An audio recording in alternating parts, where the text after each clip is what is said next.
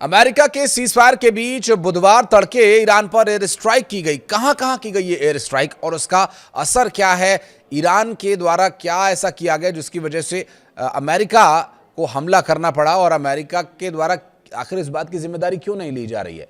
अमेरिकी central command के मुताबिक 80 से ज्यादा सैन्य ठिकानों को सटीक हथियारों से निशाना क्यों बनाया गया?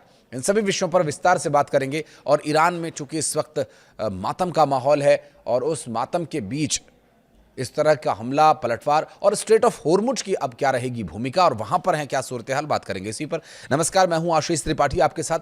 अमेरिका का कहना यह है कि यह कार्रवाई स्ट्रेट ऑफ होर्मुज से गुजर रहे 3 जहाजों पर हुए हमले के जवाब में की गई है। वॉशिंगटन ने इन इलाकों में ईरान को हमलों के लिए जिम्मेदार ठहराया। एयर स्ट्राइक में air defence system, command and control centre, तटीय रडार, सतह से हवा में मार करने वाली missile, anti ship missile system, drone launch sites और IRGC की 60 से ज्यादा सैन्य नौकाओं को निशाना बनाया गया है। ईरानी मीडिया के मुताबिक सिरिक के शमद्वीप और बंदर अब्बास में कई धमाके हुए, कुछ जगहों पर आग लग गई। इसके जवाब में ईरानी सेना ने बहरीन और कुवैत में अमेरिकी सैन्य ठिकानों पर 85 से ज्यादा टारगेट्स हिट करने का दावा किया है। इससे पहले खamenei साहब के अंतिम संस्कार के बीच ईरान ने होर्मुज में 3 टैंकर्स को निशाना बनाया, जिसमें एक टैंकर कतर का था। ईरान ने चेतावनी दी कि हमारी तरफ से तय रूट्स इस्तेमाल नहीं होने पर सुरक्षा की गारंटी नहीं होगी। तो वहीं कतर ने होर्मुज में उसके जहाज पर हमले की निंदा करते हुए ईरान को कानूनी रूप से पूरी तरह से जिम्मेदार ठहराया। साथ ही कहा कि ईरानी हमले अंतर्राष्ट्रीय समुद्री सुरक्षा के लिए खतरा है, जबकि ईरान के विदेश मंत्री अब्बास अरागची ने कहा कि धमकियों के माहौल में कोई समझौता नहीं होता और ना होगा। पहले अमेरिका को अपने पुराने समझौतों का सम्मान करना होगा। तेहरान में अंतिम यात्रा के बाद लगातार दूसरे दिन कोम में भी खamenei साहब के जनाजे में लाखों लोगों की भीड़ उमड़ रही है और कई लोगों ने ताबूत पर लाल कपड़ा भी चढ़ाया है। ये लाल कपड़ा क्यों चढ़ाया गया बताते हैं आपको। दरअसल ये लाल कपड़ा लोगों के मन में जो आक्रोश है उसका और दुश्मन के खिलाफ बदला लेने का प्रतीक है। ईरान के पूर्व सुप्रीम लीडर अयतुल्लाह अली खamenei साहब का पार्थिव शरीर मंगलवार रात इराक के नजफ शहर पहुंचा और ईरान में कई दिनों तक चली अंतिम यात्रा और धार्मिक रस्मों के बाद ताबूत को एक विशेष विमान से नजफ ले जाया गया। जबकि अमेरिका और ईरान के बीच अभी हाल ही में हुए युद्ध विराम समझौते पर एक बार फिर गंभीर संकट दिखाई दे रहा है।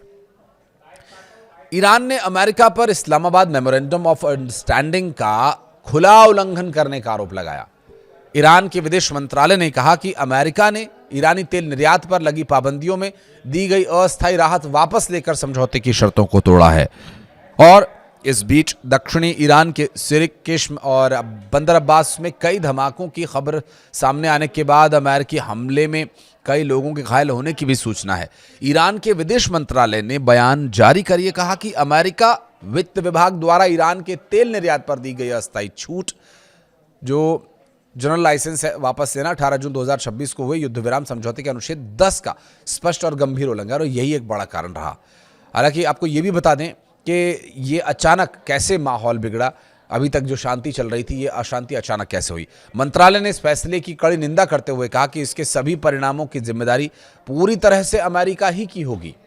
विदेश मंत्रालय ने कहा कि 18 जून को समझौते पर हस्ताक्षर होने के बाद ईरान ने पूरी निष्ठा, ईमानदारी के साथ अपनी जिम्मेदारियां निभाई। इसके बावजूद अमेरिका लगातार अलग अलग बहाने बना करके अपने दायित्वों से पीछे हटता रहा, समझौते की शर्तों का पालन नहीं किया। ईरान ने कहा कि इस्लामाबाद समझौते पर हस्ताक्षर के 20 दिन भी पूरे नहीं हुए थे कि अमेरिका ने 3 जुलाई 2026 को जारी जनरल लाइसेंस रद्द करने का ऐलान कर दिया। विदेश मंत्रालय के मुताबिक अमेरिकी प्रशासन की बुरी नीयत, अस्थिर नीति और अविश्वसनीय रवैये का एक और उदाहरण है। ईरान का आरोप यह है कि पिछले 20 दिनों के दौरान अमेरिका ने सीधे तौर पर या लेबनान के खिलाफ इजराइल की कार्रवाई के जरिए समझौते की शर्तों का उल्लंघन किया, या फिर उसने ये जो अब हमला किया है ये भी उसी दायरे में माना जाएगा। बहरहाल अभी जो परिस्थितियां हैं उस पर लगातार हमारी नज़र बनी रहेगी। डिटेल्स फिर आपके लिए लेकर आएंगे। वीडियो को यहाँ तक देखने के लिए बहुत बहुत धन्यवाद। कुछ कहना चाहें तो कमेंट सेक्शन में ज़रूर बताइएगा।